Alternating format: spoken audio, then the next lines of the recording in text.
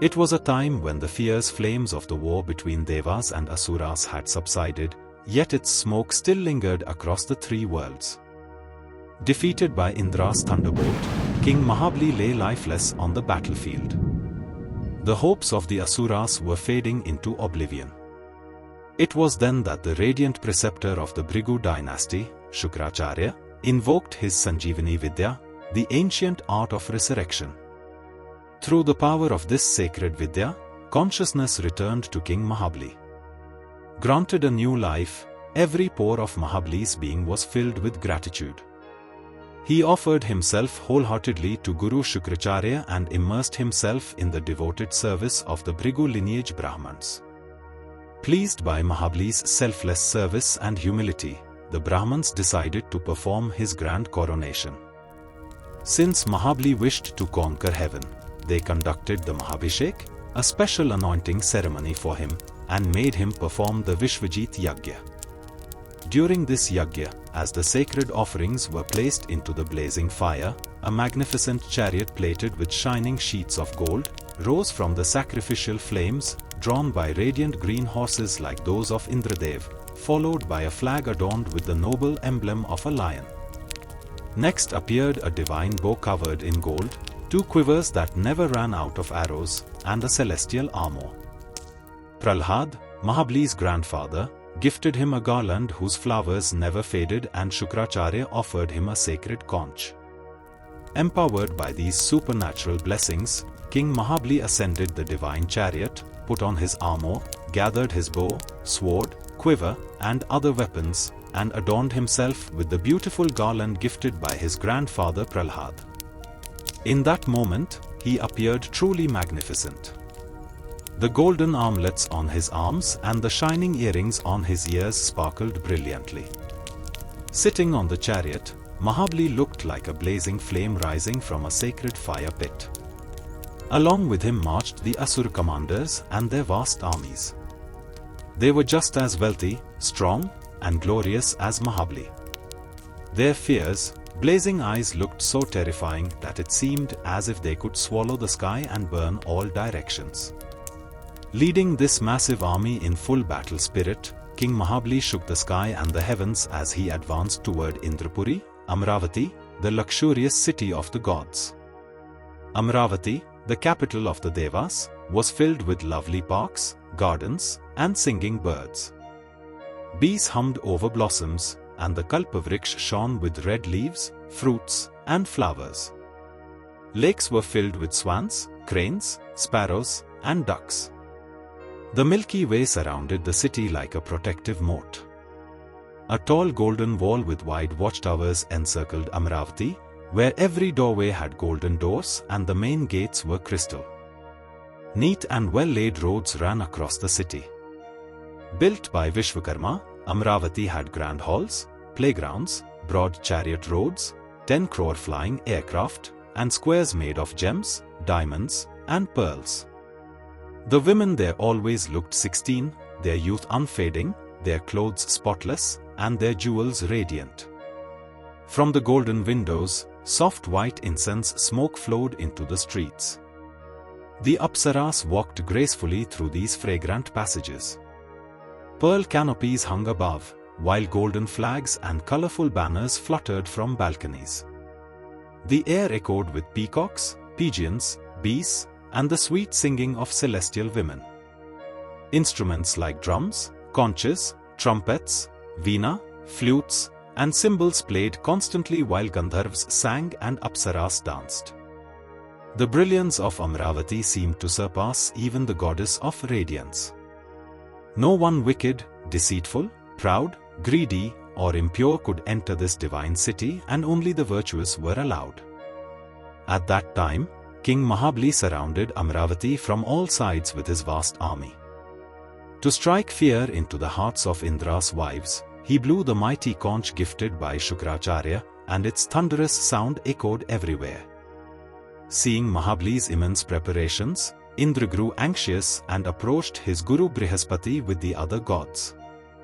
He admitted that Mahabali's strength felt impossible to face and wondered what power had made him so fierce, as if he could swallow the universe and burn all directions with the fire of his gaze.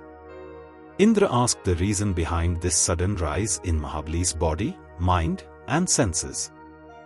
Brihaspati explained that the Brahmins of the Bhrigu lineage had blessed Mahabali. Their grace had filled him with extraordinary brilliance and strength. Because of this, no one except the Supreme God could oppose him now. Facing him would be like confronting the force of time. The moment was not in their favor. He advised Indra and the gods to leave heaven and hide until Mahabali's fortune changed. Mahabali was rising because of the Brahmins' blessings, and his power would keep increasing. But the day he disrespects those same Brahmins, his fall will be certain, along with the fall of his entire line. After giving this guidance, Brihaspati, who understood the thoughts of the gods, assumed another form and departed from heaven. When the gods hid themselves, Mahabali, son of Virochan, took control of Amravati and then conquered all the three worlds. The Brahmins of the Bhrigu dynasty made Mahabali perform 100 Ashwamedh Yagyas. Because of this, his fame spread in all directions, and he shone like the full moon. Feeling accomplished, he began to enjoy his prosperous kingdom and the wealth he had gained through the grace of the Brahmins. After the gods abandoned heaven, Aditi, the mother of the Devas, was overcome with grief. Her ashram, once filled with divine festivity, had turned silent and empty. When sage Kashyap returned from a long period of meditation, he noticed the unusual stillness. There were no Vedic chants, no signs of joy. He saw Aditi sitting with a pale and sorrowful face. With concern, he asked her why she looked so distressed. Had Dharma declined in the world? Had some calamity struck the Brahmins, or had someone fallen into the grip of death? He wondered if her duties of Dharma, earth, or calm had been obstructed, or if guests had come in his absence and left without receiving proper respect, which he said was as shameful as a home where even water is not offered. He also asked whether her mind had been disturbed and she had missed offering the sacred fire oblations, since devoted worship grants worlds that fulfill all desires. Aditi was always cheerful, yet today her face showed many signs of sorrow. Finally, he asked if all their sons were safe and well. With tearful eyes, Aditi said that Dharma and hospitality were intact, yet her motherly heart was wounded. The powerful Asuras had taken the wealth, fame, and home of her sons. The gods wandered homeless while she felt like an orphan. She asked Kashyap, a Prajapati, to show a way to protect their sons and regain what they had lost. Hearing this, sage Kashyap marveled at the Lord's illusion, saying that attachment makes the whole world dance. He comforted her and told her not to despair, for Lord Vasudev protects the helpless. He instructed her to worship him through a strict vow called the Payovrata. For 12 days of the bright fortnight of Falgun, she was to live only on milk, constantly chant the 12-syllable mantra, Om Namo Bhagavate Vasudevaya, sleep on the ground, speak only truth, and observe complete celibacy. This vow, he explained, is called Sarv Yagya and Sarv Vrat, capable of pleasing the Lord. After explaining all the remaining rituals, he guided her carefully. Aditi obeyed with complete faith, performing the Payovrata with restraint, steadying her senses, and fixing her mind solely on the Lord. For 12 days, Aditi observed the vow with unwavering devotion. Her mind remained absorbed in the Supreme Purush as she restrained her senses like wild horses, guiding them with steady intellect.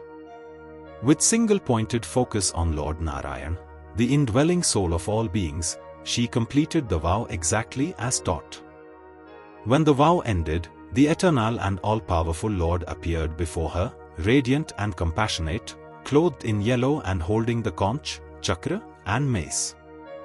Overwhelmed with devotion, Aditi bowed before him. Love surged in her heart, tears filled her eyes, her body trembled, and every hair stood on end. After a moment, she gathered herself and, in a soft trembling voice, offered praises to Sri Hari. The Lord gently told her that he knew her wish for her sons to regain heaven from the Asuras. Though the Asuras were strong and protected by Brahmins, making battle impossible now, her penance would not be fruitless. He promised to take birth from her womb, become the younger brother of her sons, and restore their kingdom not through violence but through simple supplication. Finally, he told her that his divine essence would be placed within Kashyap, and through them the Lord himself would take birth as their son.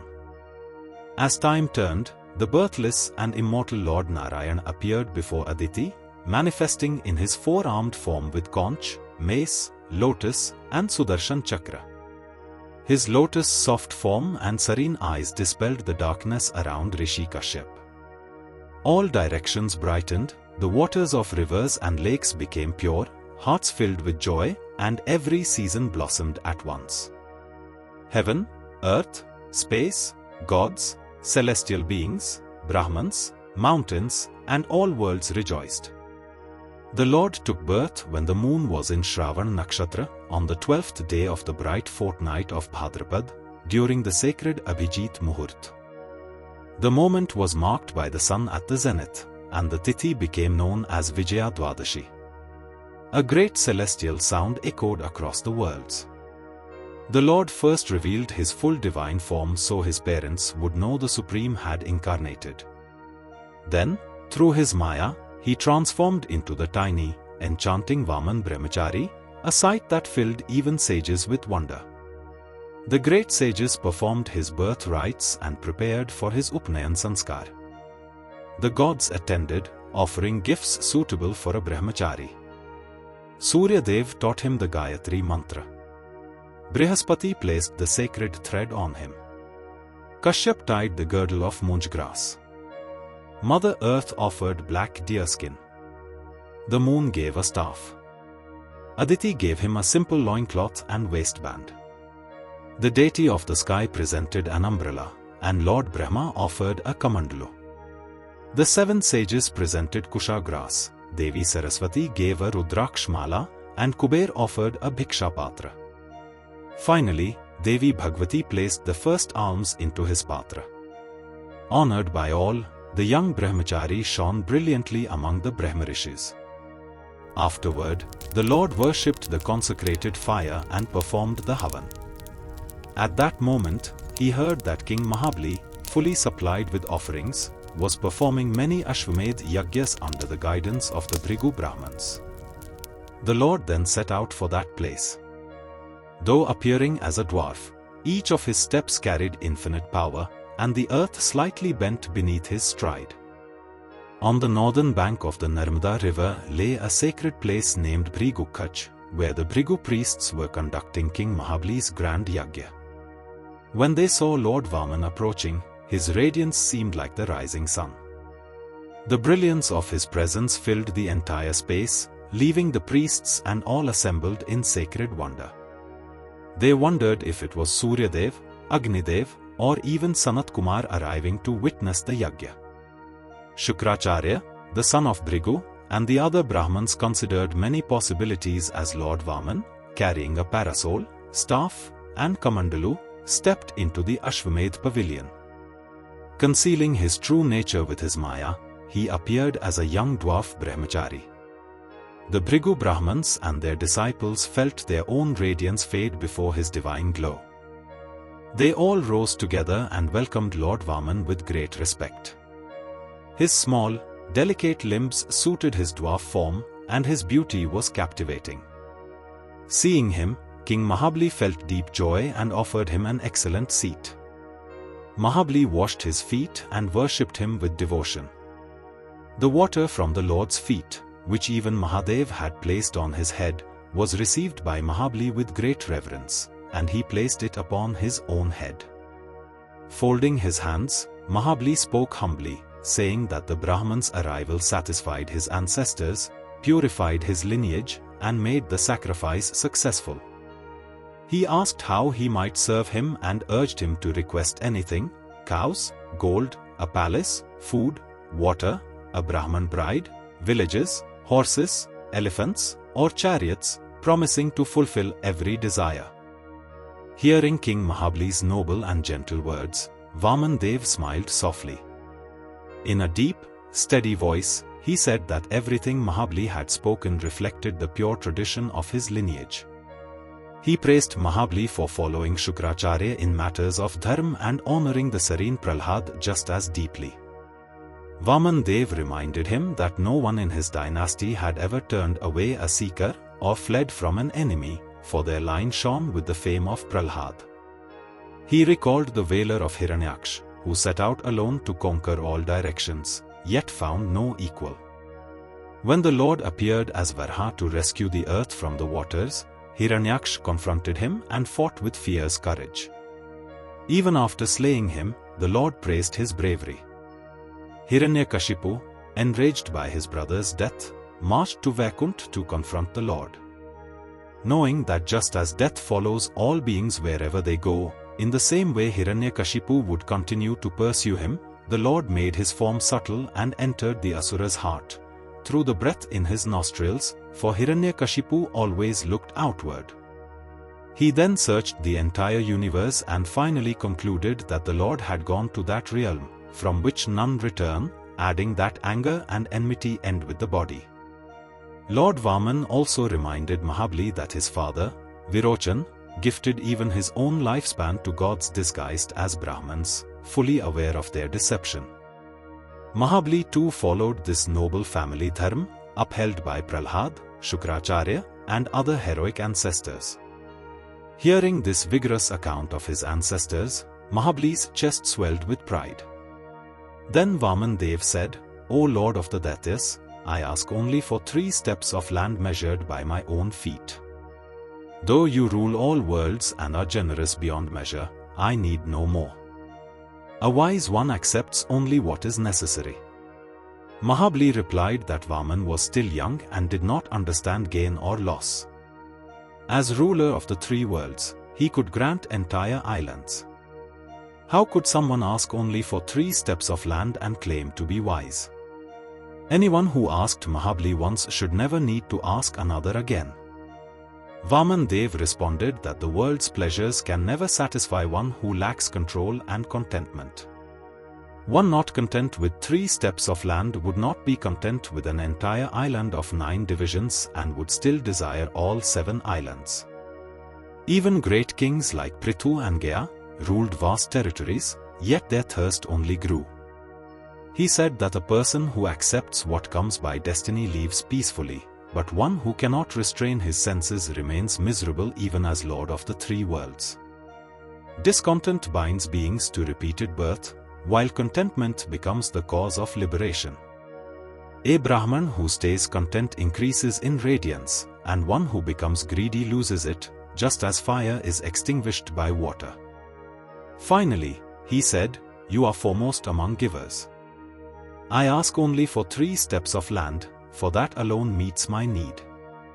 One should gather only as much wealth as is required." When Mahabali agreed to Vaman Dev's request and lifted the Kamandalu to make the vow, Guru Shukracharya understood through his ascetic insight that this was not an ordinary brahmachari but Lord Vishnu himself. He immediately caught Mahabali's hand and warned him that the Lord had taken birth from Aditi to help the gods. He told Mahabali that the promise had been made without understanding the danger ahead. The Lord, veiled by his Yogmaya, would take away his kingdom, wealth, radiance, prosperity, and fame, and give everything to Indra. With 3 steps he would measure all the worlds. If Mahabali gave everything away, how would he even live? The Lord would cover the earth with 1 step and heaven with the 2nd, and his vast form would fill the sky. Shukracharya warned that Mahabali would be unable to fulfill his promise and would fall into ruin, even going to hell, for failing to keep his vow. He reminded Mahabali that charity is praised only when one's livelihood remains secure. A wise person divides wealth into 5 parts, 1 for dharma, 1 to maintain a good reputation, 1 to increase prosperity, 1 for rightful enjoyment, and 1 to support the family. Such balance leads to happiness in both worlds. Shukracharya then added that the Rigveda teaches the nature of truth and untruth. saying, "Yes, I will give," drives wealth away, while constantly saying, "No," destroys one's reputation. However, speaking what is not fully true is not sinful in certain situations. To address a woman pleasantly, in light humor, during marriage settings, when offering kind praise to a young girl, to protect one's livelihood, in mortal danger, or to safeguard cows, Brahmins, or a life. Mahabali listened silently and then spoke with humility, agreeing that what the Guru said was indeed correct for a householder. But he said that as a descendant of Prahlad, he could not break his word to a Brahman out of attachment to wealth. Mother Earth may bear mountains and oceans, but not the weight of a liar. He did not fear poverty, suffering, the loss of his kingdom, or death as much as he feared breaking a promise. Wealth does not accompany one after death, he said, and is meant to serve the worthy. Great souls like Aditi and Shibi gave even their lives. Why should he hesitate to give land? Time had devoured the worlds of ancient Daitya kings, yet their fame endures. Many die in battle, but few give with devotion to the deserving. Whether the brahmachari is Lord Vishnu, whom they worship in every sacrifice, or someone else, Mahabali said he would still give what is asked. If it is truly the Lord, he will surely take what he seeks. And if it is someone else, Mahabali will face him in battle. Hearing this firm resolve, Shukracharya's anger flared, and he declared that since Mahabali had disobeyed him, he would soon lose all his wealth. Even after receiving his Guru's curse, Mahabali did not waver from truth. He worshipped Lord Vamana according to the sacred rites and took water in his hand to fulfill his vow of granting 3 steps of land. At that moment his wife, Vindhyavali, arrived with a golden pot and offered water for the Lord's feet. Mahabali joyfully washed Vamana's lotus feet and placed the sacred water upon his head. The gods, Gandharvas, Siddhs, and other celestial beings rejoiced, showering divine flowers and praising Mahabali's integrity. Then an astonishing event unfolded. Vaman Dev began to expand. He grew until earth and sky, all directions, heaven and the netherworlds, oceans, mountains, animals, humans, gods, sages, and every realm appeared within his vast cosmic form. Mahabali, along with the priests and elders, saw within that immeasurable body the entire universe with all its elements, beings, and realms. King Mahabali saw the netherworld at the soles of the Lord's feet, the earth in his feet, the mountains in his shanks, the birds in his knees, and the maruts in his thighs. He then beheld dusk in the Lord's garments, the Prajapatis in his upper thigh area, all the Asuras including himself in his flanks, the sky in his navel, the 7 seas around his waist, and the constellations upon his chest. Within his heart he saw Dharma, and across his chest he saw the principle of cosmic order along with truthful speech, while in his mind he saw the moon and on his chest he saw goddess Lakshmi with lotus. In his throat he beheld the Samved, and within him he perceived all sound. In his arms were Indra and the gods, in his ears, the directions, on his head, heaven, in his hair, clouds, in his nose, the wind, in his eyes, the sun, and in his mouth, fire. In his speech were the Veds, on his tongue, Varun, in his eyebrows, injunctions and prohibitions, in his eyelids, day and night. On his forehead he saw wrath, and on his lower lip, greed. In his touch was desire, in his vital essence water, in his back adharma, in his footsteps sacrifice, in his shadow death, in his laughter maya, and in the pores of his skin all varieties of herbs. In his veins flowed the rivers, on his nails shone the mountains, and in his intelligence appeared Brahma, the gods, and the sages. Thus, Mahabali saw within the Lord's limbs and senses all moving and non-moving beings. Seeing the entire universe contained within the Supreme Lord, the Asuras were seized with terror. Suddenly, near the Lord appeared the Sudarshan Chakra, blazing with unbearable radiance, the Sharang bow, roaring like thunder, the Panchajanya conch sounding deep and mighty like storm clouds, the swift Kaumudki mace, a shield marked with 100 crescent shapes, the Vidyadhar sword, and 2 quivers filled with inexhaustible arrows. The guardians of the worlds and the Lord's attendants also arrived to serve him. The Lord shone resplendently, crowned and adorned with armlets, makar-shaped earrings, the Shrivats mark on his chest, and the Kaustubh jewel glowing upon his chest. A golden girdle encircled his waist, and yellow garments were draped gracefully upon his shoulders. He wore a divine garland of 5 kinds of flowers. With one step he measured the entire earth. His body filled the sky and his arms stretched across all directions, and when he measured the heavens with his second step, nothing remained for his third step. That second step rose upward through all the higher realms, reaching all the way to Satyalok. His second foot reached the upper shell of the universe. Lord Brahma beheld that divine foot and reverently washed it with water from his Kamandalu. The water became sanctified as it touched the feet of the universal Lord and thus transformed into the Ganga, which descends from the heavens to the earth and purifies all the 3 worlds. Ganga is the radiant, living glory of the Lord himself. On seeing that Vamandev had taken the entire earth through the request of 3 steps, the Asuras grew furious. They understood that Mahabali, being bound by his sacrificial vow, would not protest. They recognized that the one appearing as a Brahman boy was actually Vishnu, acting in disguise to support the gods. They also felt helpless because Mahabali, devoted to truth, compassion, and respect for Brahmins, especially while initiated in a sacrifice, would never go back on his word, even though all their wealth had been taken. The Asuras felt it was their duty to kill Vamandev in service of Mahabali and rushed forward with weapons. But the Lord's mighty attendants easily overpowered them and destroyed their forces. Seeing this, Mahabali stopped his warriors and explained that the time was not in their favor, that no strength or strategy can defeat time, and that the rise and fall of gods and Asuras is governed only by it. He asked them to withdraw, and the Asuras returned to Rasatal. By the Lord's wish, Garud bound Mahabali with the Varunpash. Yet Mahabali remained steadfast, and his noble character was praised. The Lord explained that Mahabali had promised 3 steps, but 2 steps had already covered the entire universe and claimed everything that belonged to him.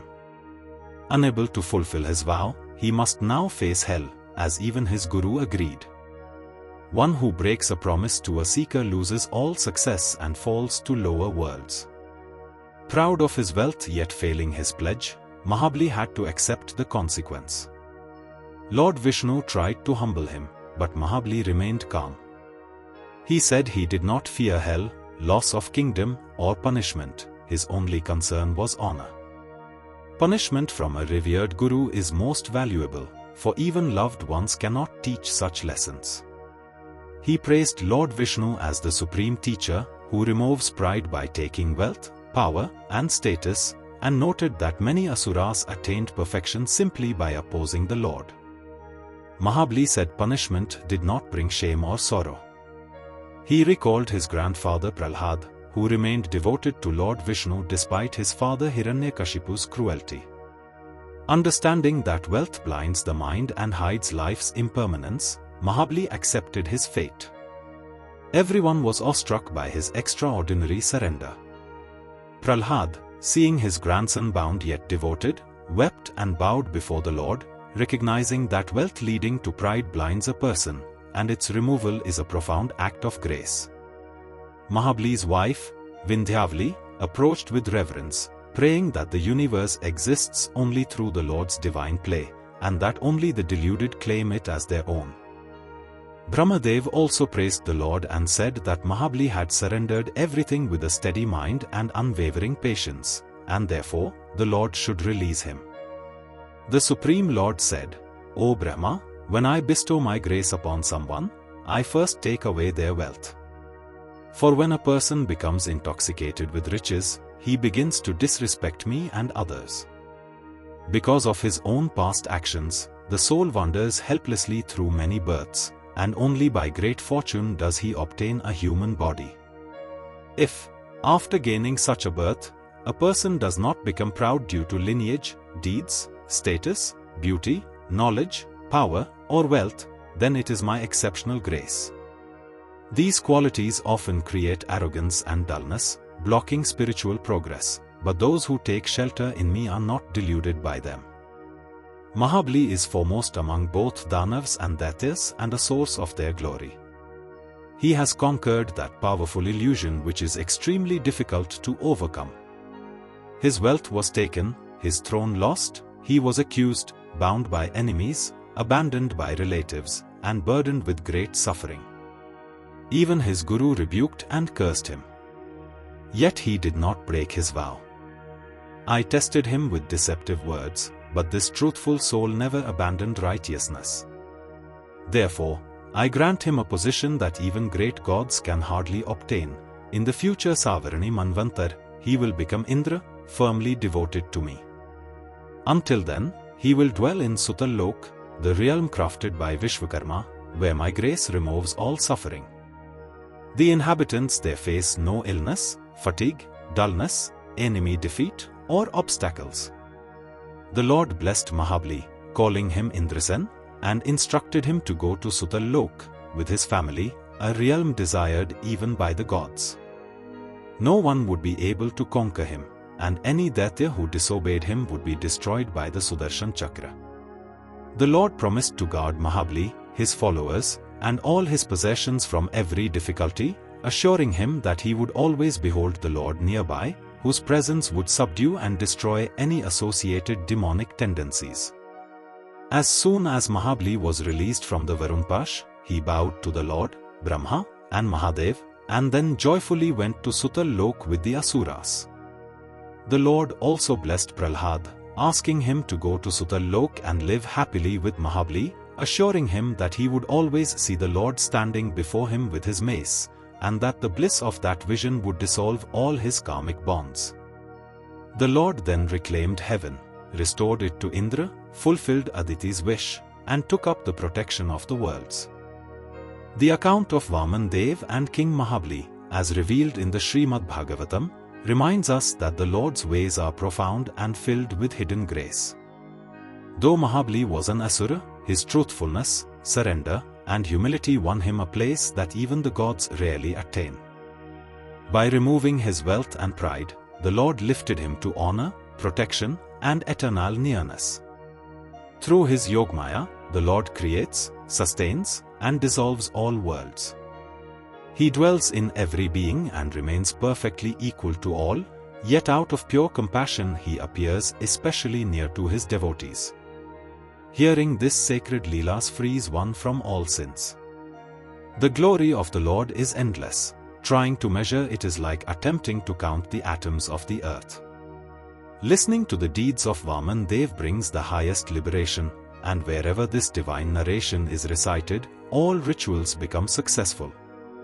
In Mahabali's example we learn that surrender brings elevation, trials carry hidden blessings, and every hardship can be the Lord's way of drawing us closer. Trusting his plan, staying humble, and remaining truthful opens the door to his eternal grace. To uncover this secret, to trace the true origin of the Dev Asura Sangram, and to understand why King Mahabali felt driven to claim Swarg, subscribe to Vibes of Divinity. And if this journey touched your heart, do like, share, and comment.